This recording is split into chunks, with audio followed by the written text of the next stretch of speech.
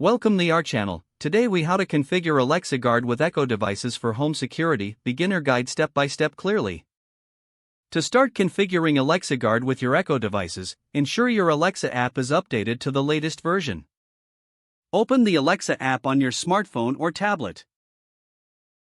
Sign in to your Amazon account if you aren't already logged in. Once signed in, locate and tap on the device's icon at the bottom of the screen.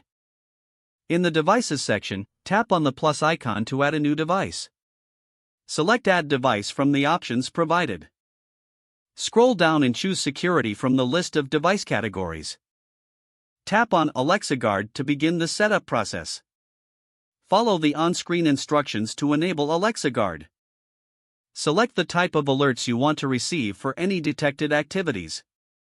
You can choose between Away Mode and Home Mode for different settings while you are in or out of the house.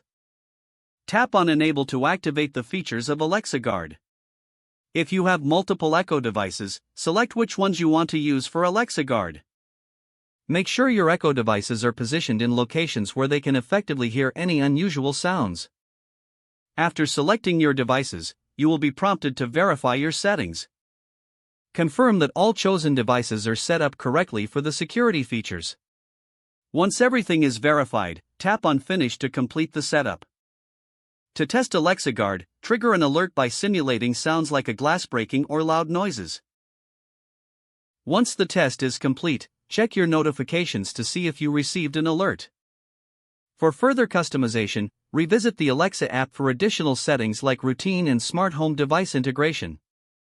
With these steps, your Alexa Guard is now configured, providing an extra layer of security. If the page does not load, refresh the browser or try again in a private or incognito window. Make sure you are using the correct email address, then retype it carefully to avoid small typos.